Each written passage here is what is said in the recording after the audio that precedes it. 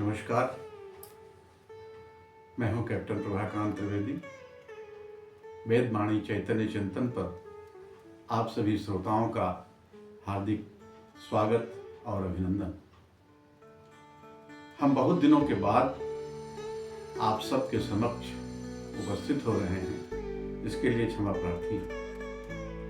हमारे तमाम मित्रों ने हमसे ये आग्रह किया है कि हम गीता को आधार मानकर अपनी व्याख्यान माला को आगे बढ़ाते रहें। हमें उन मित्रों का सुझाव बहुत कल्याणकारी लगा। साथ ही साथ गीता जी का अध्ययन भी होता रहेगा और विषय वस्तु आप सभी श्रोताओं के सम्मुख प्रस्तुत भी करता रहूंगा। इसके पहले कि हम अपने अध्ययन माला को आगे बढ़ावें, सबसे पहले श्रीमद् भगवद गीता के ऊपर दो शब्द।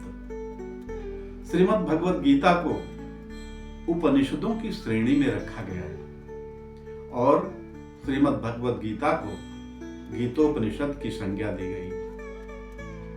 यह वैदिक ज्ञान का सार है और ब्रह्म जिज्ञासा और जिज्ञासा के समाधान के सारी विषय वस्तु इस श्रीमद् भगवद गीता में भगवान श्री कृष्ण के मुखारबिंद से श्री अर्जुन जी को समझाई गई है।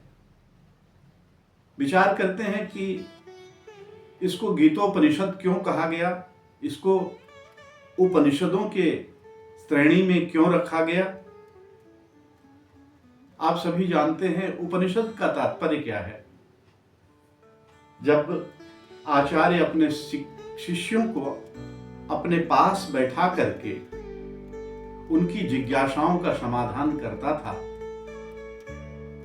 तो उन समाधानों को उपनिषद कहा गया है। यहां श्रीमद् भगवद गीता में आचार्य कृष्ण है और शिष्य अर्जुन है।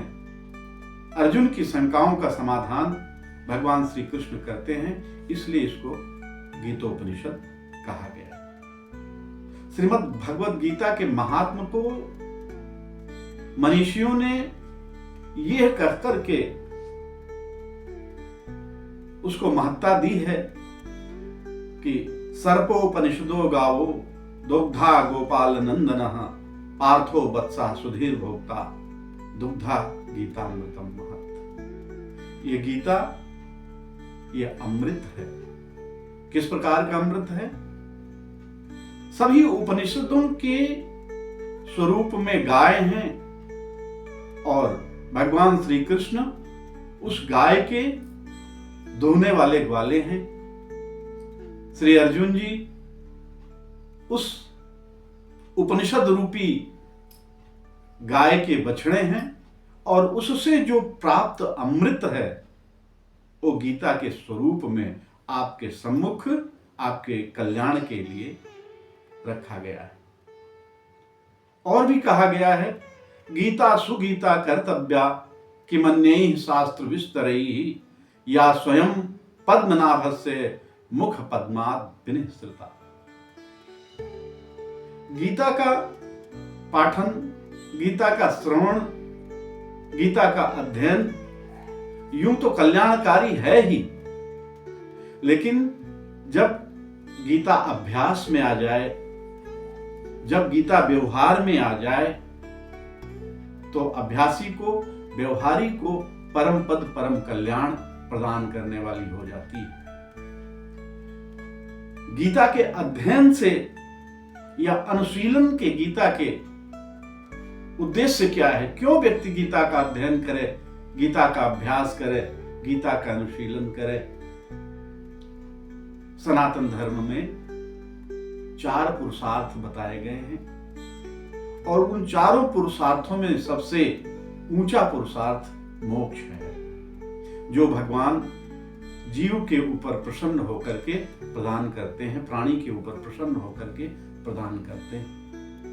तो गीता का अभ्यास जो मोक्ष की कामना करने वाला या मोक्ष की अवधारणा पर कार्य करने वाला व्यक्ति है या महिला है उसको प्राप्त होता है। और दूसरा, जो कि किसी भी संप्रदाय के लिए, किसी भी धर्म के लिए, किसी भी पंथ के लिए बहुत ही आवश्यक है, कष्ट की निवृत्ति गीता के अनुशीलन से होती है। वो कैसे?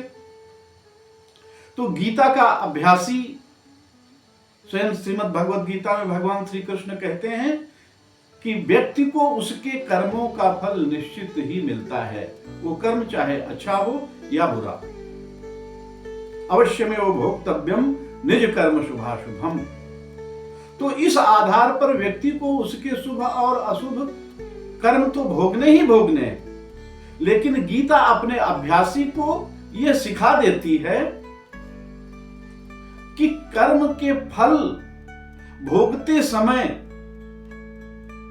जो सुख या दुख की मनः स्थिति से जीव निकलता है, गुजरता है, गीता अपने अभ्यासी को उस मनः स्थिति से बचा देती है। तो ये तो प्राणी मात्र के लिए है। गीता सुगीता कर्तव्या किमन्यैः शास्त्र विस्तरैः या स्वयं पद्मनाभस्य मुख पद्मात् विनिहृताः।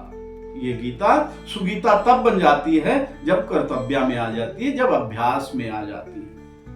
अब हम ये बात करते हैं कि गीता के प्राप्ति का अधिकारी कौन है, गीता के अध्ययन का अधिकारी कौन है।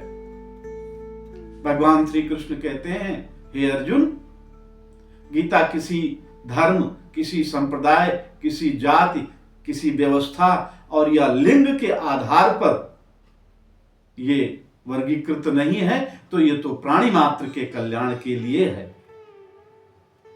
कोई भी प्राणी इसका अभ्यास करके अपना कल्याण कर सकता है, लेकिन तुमको मैं इसलिए गीता का उपदेश देता हूं कि तुम मेरे भक्त हो। भक्तोसी में सखा चेती।